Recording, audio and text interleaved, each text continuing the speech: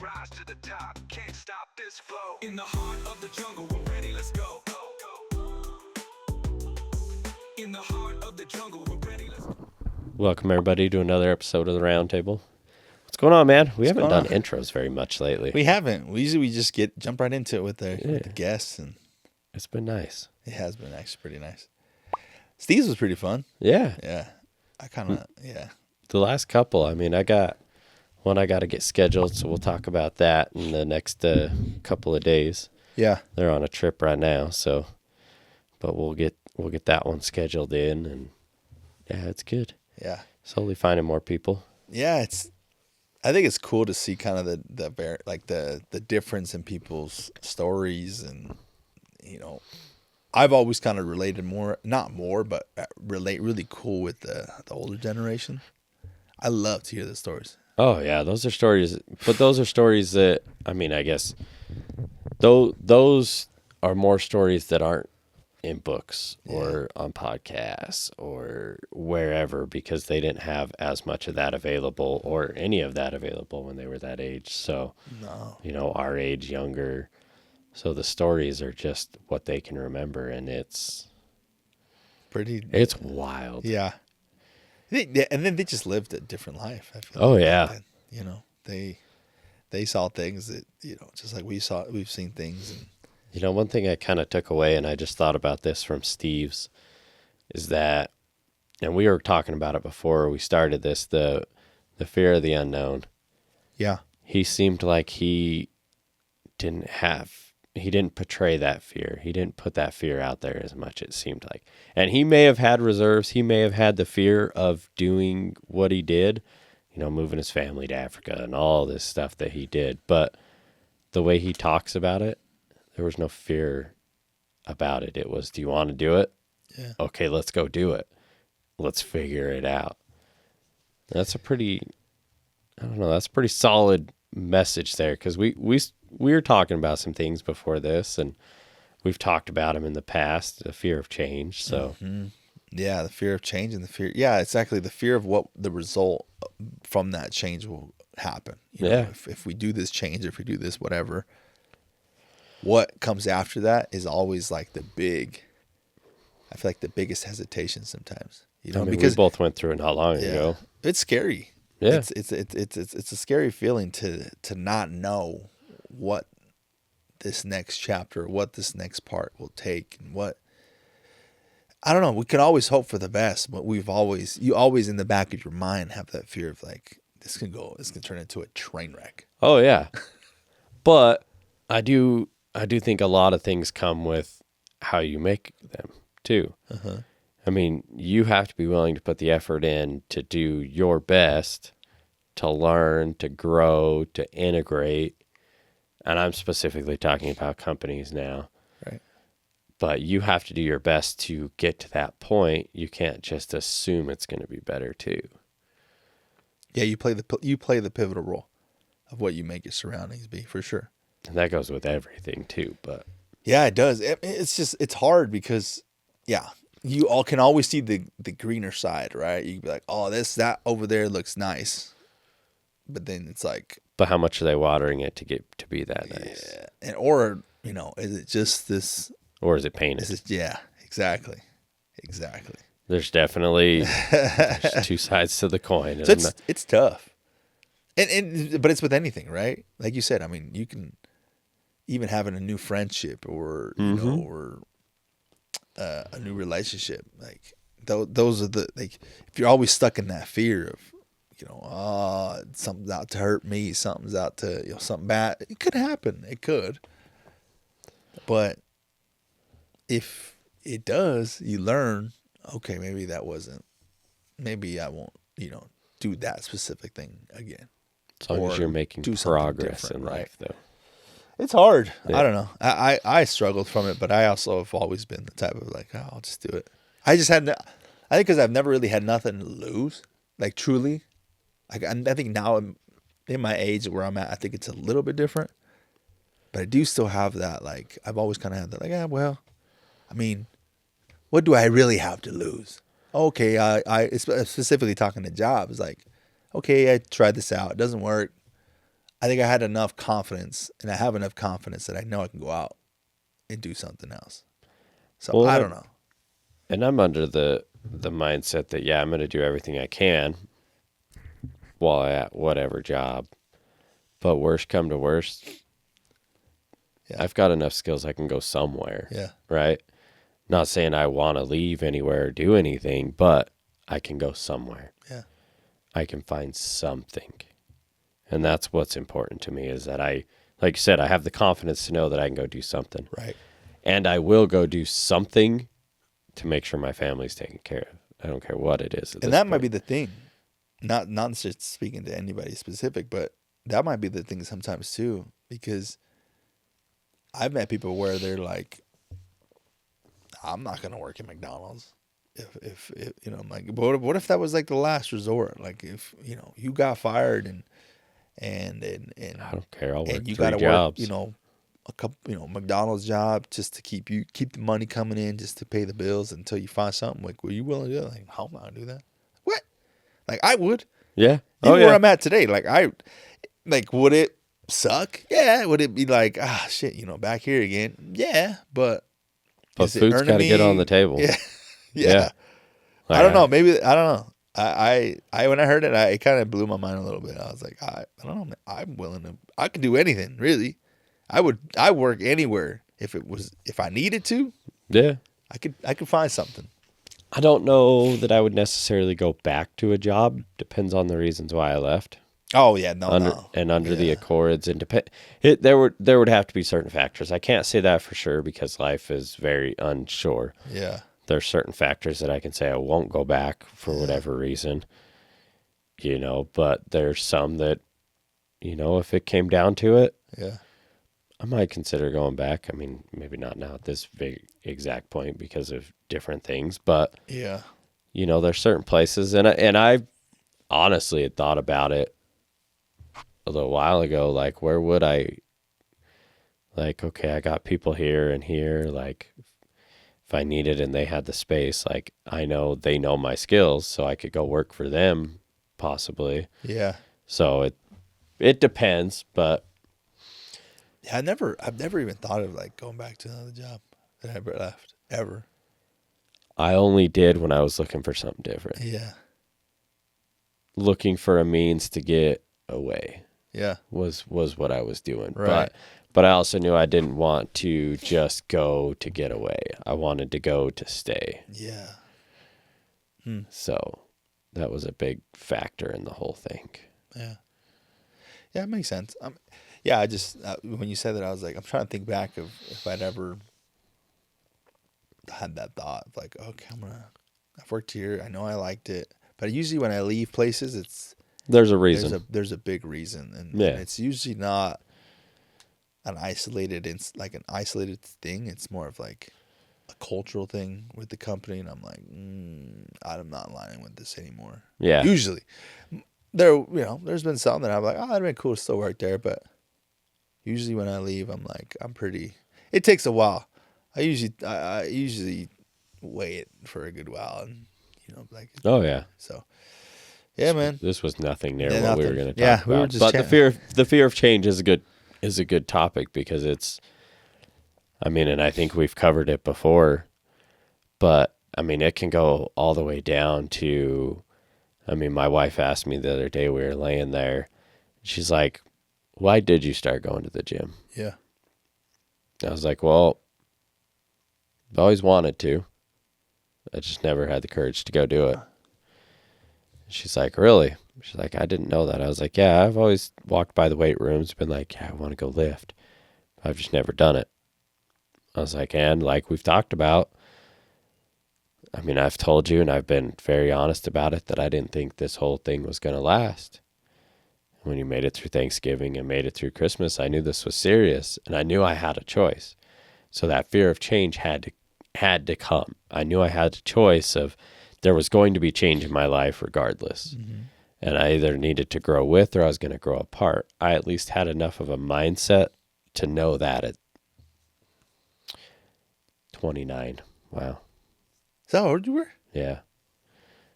6 years ago. It's We're the coming same up age, right? No, coming up 28. 28. I'm a year younger Younger? than you, I think. I just turned 35. Okay. Yeah. Yeah, you're a year. Yeah. We're all real similar. Yeah. But yeah, I had that thought and I'm like, well, and so I was explaining to her, I was like, well, I knew I'm glad I had that cognitive mindset, enough thought process to say I need to change if I want to stay with you, Yeah. or we are going to grow apart. And granted, this change has been from hell to heaven and back and everything in between, and it's been so much for the better Mm-hmm. that it's all worth it. And I was like, at first it started with I wanted to grow, and then it went to I needed this for my mental mindset, and now it's I want to just be the best version of myself, and I enjoy lifting heavy, and I enjoy pushing my body to its limits. I mean, Right. I went till like my shoulder was not happy. My arm and my shoulder yesterday was not. This whole week has not been like agreeing, but I've kind of pushed through most of the pain. Yeah. And I went to the point that my arms almost didn't want to work yesterday, which sucks. I'm like, I still got to go hang freaking cabinets in my basement. But I spent my 2 hours, and I was there in like an hour and a half, 2 hours, something like that. But I spent that time exhausting myself, Yeah. making sure it's like I'm trying to go for more slow and controlled reps, so the weight might not be quite as high, but the reps are that much harder. Right. I mean, you've been lifting for a while. The Yeah. reps are that much Yeah, when harder. you go heavy, but you're. But then I'm trying to increase the weight Yeah. and increase the food and all of that. So it's been an adventure, but there's definitely fear of change. Well, I think too is, and I'm wondering how much of it during that period of time, if you were like during that pivotal moment of like, okay, am I going to change or am I going to stay the same? How much of that thought of the influence that you might have on your wife too, to be like, hey, like, because I know that it would be easy to be like, you're different. You know what I mean? Like, you're changing. I don't like this new person. Like, I liked what we had. Why don't we just, why are you doing this? Like, it would have been easy to, like, the crab effect for you to be like, you know what? Try to pull her down. Yeah. And I don't know how much of that, if maybe your head, like, if I do that, I'm going to steal this from her. Like, or was it just like, I just need to do it. I'm just going to jump in. She's changing. I'm changing. Like, let's just do it. Yeah, it was kind of that. And I mean, if you remember back to our conversation with Steph, like, I was always the smallest. Yep. Always, and I'm not trying to shame my mom or anything. She was trying to do what was best for me. And as an adult now and more understanding, I can understand that because I do the same for my girls, Yeah. But, not wanting me to play football or this or that because I was tiny. It wasn't, looking back once again, she was doing the best that she thought. Was it the best choice? Probably not, because I could have learned and grown my body doing those things. But she was trying to keep me from getting hurt, which I understand as a parent. During those years, you don't. As a parent, you're like, and I mean, putting your girl in jiu-jitsu is probably scary, but you're also like, the mindset is more, what can I do to help protect them? Yeah. So they can protect themselves versus pain. Right. And so it was always, and there was a lot of that when I was doing this. I just want to be bigger and stronger. And I mean, I told her, I was like, I've always had that, like, I think they call it like the farmer strength. Like, Yeah. like for my size and everything, I had a decent amount of power behind me, but not like I do now. Like, I could loosen bolts, I could do this or that, but the more I grow in most aspects of my life, I've noticed all that stuff just continues to get easier. But the answer is no. I never once had a thought of I'm going to steal this from her. Yeah. I wanted to do something with her and be with her. And I love, now that we work out together more often, like, if I don't work out with her, I'm like, man, I feel weak without you. Like, and it's not to say that I can't pull the same way. It's just having her around, that influence is just awesome. Because I know she wants more, and it's fun to push her and her to push me. And Yeah. things like that. So, That's cool. but it was definitely fear of change there. Like going back to this random topic that was not even close to what we were going to talk about, It's but all good. there was fear of change. And then once, we'll have to have her back on. She's getting close to done with all of her stuff. Yeah. Have her back on and talk more about it. Yeah. Stick pretty heavy to that. But it was, there was a lot of changes there. And they were very scary. Mm-hmm. Not only for me, but for her and for us. But it's growing to be something better. Yeah. And that's what I kind of want to get across, is that the fear of change, like change can be really good. We've talked about it multiple times. It's also I think, a part of life. Yeah. Like, I don't think you can go through life without change. I'm not a fulfilled life. You have to constantly seek the I feel like there is some things that you need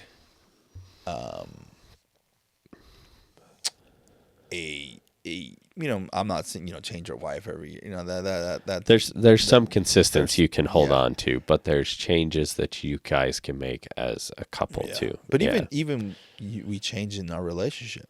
Yeah. And I think that's where the hard part is the awareness and the realization that that's a true fact. Yeah. That is a reality. I think it's when you don't live in that reality that there is that the partner or the person is changing, is where conflict and disconnection comes from. Because if I believe that my wife is the same person that she was when I met her, and I still have the illusion that that's the person that I'm with,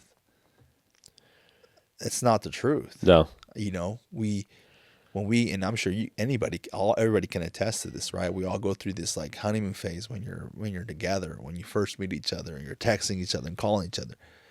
Sometimes along the way, those parts get lost. And then it's just like, I don't really have to do that anymore. I already got the hot chick. I already got the husband. But I think what we tend to forget is You got to keep that thing going. Now, maybe you change it up a little bit. I don't know. There's other things you can do. Or if you're stuck in a rut and you're like, we're doing the same thing over and over. That's where we were, I don't know, 8 years ago. It's like, man, we go to work, we come home, we watch TV, we eat dinner, we go to bed, we do it all over again. We got to change. There's something's got to change. This cannot be what life is all about. So I think you find the more you are aware of, like, there will be changes in my life. Your family, your kids are going to change. The sweet daughter that you have right now might not be the one that you have it's just to be sweet, but to have a little bit more attitude with it, A little bit's an understatement. I'm dealing with that right now, and I love my daughter to the end of the world, and it's as much as big a change it is for her, it's a big change for the parents, because then you're like, whoa, like I have a human being now that can function like technically on their own. She can wake up, she can make herself breakfast, she can make herself whatever, she can leave the house and come, and I think, and even that with the change of like the generation, where now maybe I feel a little bit more comfortable because she leaves and she's got a phone with her, and I can say, I know exactly where you're at, I can call you if I need you. Knowing to adapt and realize that those changes are inevitable, in individuals and in circumstances too. And sometimes you look at your life, you're like with you guys, where you're like, she's changed. Now it's my turn to really change and step up and make something different in my life. Because I think it's easy sometimes to just be in the norm, and what they say, you get in that wheel, and you just, like you were saying, you just keep going round and round and round and round. And there's people that are very complacent and perfectly happy with it, but I think we're breeding a generation that's not. Yeah. Oh no, man, dude, my kid too. They're not. They're not. They want. But here's something, and I feel like I've heard it said before too.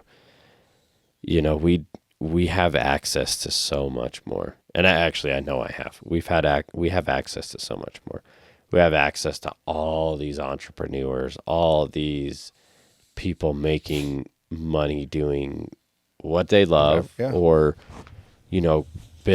building a business, talking about whatever, showing off this and that. And these kids, I mean, I was enamored by a DuPont registry freaking magazine. Like, if we'd go to Barnes and Noble, I was like, man, F them books, I'd be looking at the DuPont, going through. Yeah. There's always the image. There was an image, and it's been in my head for years and years. It was like 4 cars lined up. I think it was like a Lambo, a Ferrari, something else. And then it was like another drive up to this house. Like, that image has like been burned into my mind as one of, like, in my opinion, the most iconic, because it was a beautiful house, nice cars, and that was our way. Like, we didn't see necessarily how to get from that image to reality. And granted, I'm not at that reality yet, but having the social media makes it, you can see more people in those phases. Yeah. Or you can see more people sporting it, whether they're renting it or it's legit theirs. Like, Yeah. I think it gives our kids a bigger way to dream. Like, hey, anything's possible. Anything's possible. Yeah. Yeah, I agree with that. And a lot of the times for us, I think at least for myself, those dreams came from TV, Yeah. right? Watching the Kobe Bryants and stuff like that. Like, one of my coolest moments, I remember watching a basketball game with mom. It was the Lakers. They were in the finals, and I just remember Kobe. I don't remember. I can remember the play, and I don't remember who they were playing, but he hits a 3, and my mom was like going crazy, and I'm like, oh man, if he's over there doing like living life, and just those little things of like, whoa, he's a champion. I think we all have that inherent trait. We want to win.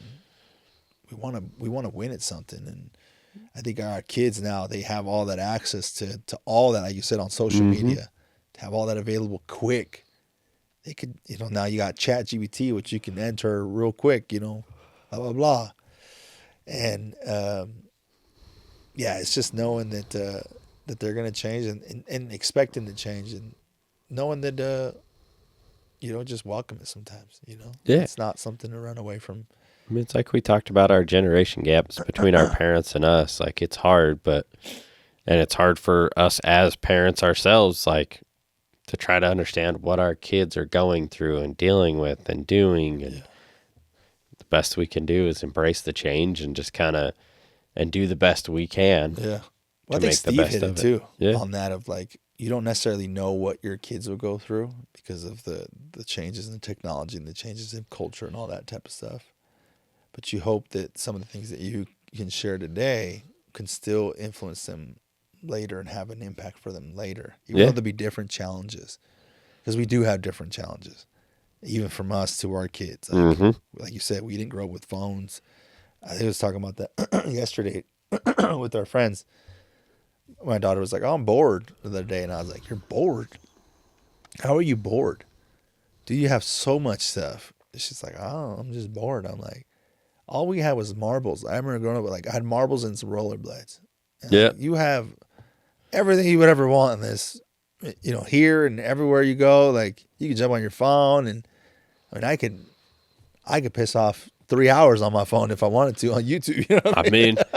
Yeah, like I mean, I did it last night. Just kind of sitting there and you just start doing that doom scroll through freaking TikTok, and I'm laughing, and the second time my wife's like, "What are you doing?" I'm like, "You're right." Yeah. Like, and she wasn't saying get off your phone or anything, but I'm like, if I don't stop, I'm going to continue. So, and it was maybe 20, 30 minutes, but the kids these days, like, they got access to stuff. I mean, like you said, we had the consoles eventually, and we had like micro machines and Hot Wheels cars and Pogs and like, all the stuff that, and realizing that change, right? Yeah. Because even with, and this is, when we were growing up, I remember when I was, it was like, 5th grade. And I only mention this because we're talking about information change in our kids, right? the change in the way that they get their information. Because for me, 5th grade was when I really started like learning about girls and getting that interest in like, boobs and all this type of stuff. And that was the first time I'd seen a Playboy magazine. The very first time. That's how I got my source of information. That's what I thought was certain X, Y, and Z. Yeah. And then now, as thinking about my kid, I'm like, she could jump on the internet real quick, ask a bunch of questions that I had questions to when I was in 5th, 6th grade, 7th grade, when people start talking about sex and people start talking about drinking and drugs. And these are questions that I just learned through like being social with people, right? Being around people that were doing drugs, around 8th grade, I started learning about weed. And then you talk about, sex, and, around 7th, 8th grade, you really start hearing about people having sex, and you're like, oh, what, you kind of act. It's easy for me. I was like acting like, oh, I know what, I know, Yeah, what the fuck is going on. I didn't know. Right. But now they can jump on Google and say, what is sex? What is, what is head? What does a boob look like? What does a dick look like? All these different things that to be honest, like those are the top thoughts that I had as a kid, that I just, would act sometimes like, oh yeah, until it actually happened. Right. Then you'd be like, oh yeah, I know, blah, blah. But up until that point, like, yeah, everything was like hearsay. She said, you heard your friend tell you this, your friend kissed the girl. So you're like, oh yeah, I remember, I already saw a boob, and you're like, oh yeah, blah, blah, blah. It's the whole 40-year-old virgin thing, like, feel like a bag of sand, what, type of deal. And so, but now they have, they have access to all that. And I was thinking about that the other day. I was like, damn, like it's actually quite scary. It can be used in a very good manner, right? For those curious kids and curious people that are like, what is that? What is weed? What does weed do? Is it really as addictive as some of the schools kind of portray? And is it a gate? And I'm not here to get into that huge topic, but it's just the information's there. Yeah. And it can be, there's a lot of fake shit too, which is scary, right? It can lead them down a rabbit hole or a wrong path, but it's just all there for them at their fingertips. Like, they don't have to go anywhere. They don't have to go to a library to get on a computer. They can jump on their phone and go steal mom's and dad's phone and jump on real quick and look at shit. And it's a whole different world. It is. It's crazy how much information is out there and how much we have access to that we didn't.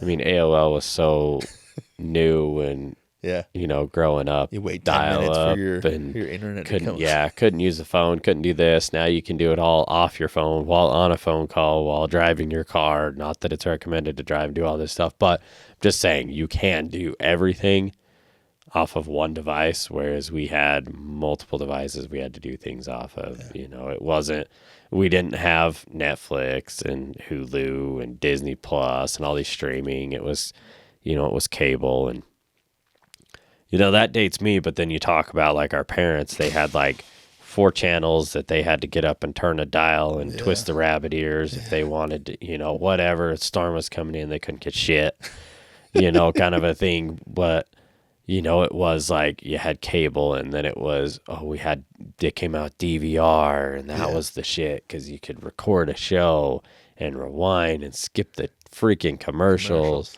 And then it was, now we got 7,000 channels and 99% of them don't work. And well, even commercials has been a change. Yeah. And then you got Netflix, and now there's not commercials. I don't know anybody. I mean, I know people still have cable and shit, but I mean, how many people watch cable TV anymore? Like, everything, you can get all the news off your phone, all this stuff that people thought was going to last forever.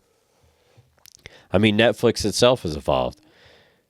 It used to be you'd go on their website and you'd pick out 1 or 2 DVDs, and you had 2 weeks to watch them. Yeah. And you had to mail them back, and then they mail you more. Well, it wasn't 2 weeks. You could keep them how long you wanted. You just couldn't get new ones until you returned them. Well, even the cameras, man. Yeah. The camera industry has changed astronomically from when it was, I mean, in the early 2000s. Yeah.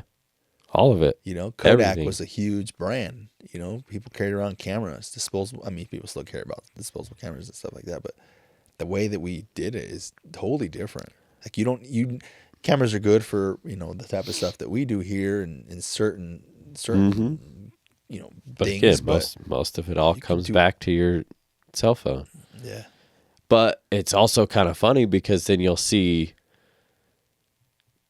now they come out with Polaroids and we were buying them again, like, you know, the shake. Yeah. But, and it's like, it's kind of nostalgic It for is us. And nostalgic. it's like, it's kind of a cool thing because the kids don't, like, they like to do the photo booths and stuff at like Nickelmania and shit like Yeah. that. They like the photo booths. So it's like kind of the same thing. You have that option right there. And that was something that I remember when that came out and everybody's like, this is the shit, man. We take a picture and Right we away. have it. You have it right away. That's And it's still freaking pretty awesome. cool. It is. It is because it's like it's a everything in one. It's a printer and all that. I mean, but these companies had to change. Everybody has to change. And I don't know. I guess everything I've learned is there's a lot of fear in the change, but a lot of the changes can be good. And if they're not, you just got to pivot and keep working to make it all better. Right. You cause yourself a little bit more pain. Yeah. If you don't, if you are more resistant to the change, I think you put yourself in a longer kind of battle, uphill battle, no matter what. So, Well, and as an employee, I think that it also, if you're fear of that change and you don't want to change with the company that wants to grow, you're just hurting yourself more than anything. I mean, I've taken all the criticism the best I can, and there's things that I've kicked myself for, but I'm like, at the end of the day, I need to step up and I need to make this right and I need to take my accountability. But if I'm not willing to change in my job and adjust and move and pivot and grow how they want to grow, they're not going to keep me long term. yeah, It's not worth their time and money to continue doing it. for sure. So the best thing I can do is just change with them and embrace that fear and just grow. Everything that I've seen to this point, I've enjoyed the growth part. It's been scary. It's been hard. It's been challenging, but it's been fun. Mm-hmm. I feel like you guys should know the challenge is face some fears. Change. Change. Yeah, for sure. All right, man. It's been a good one. Yeah. Thank you. Appreciate you, brother. Thanks, guys. Have a good one.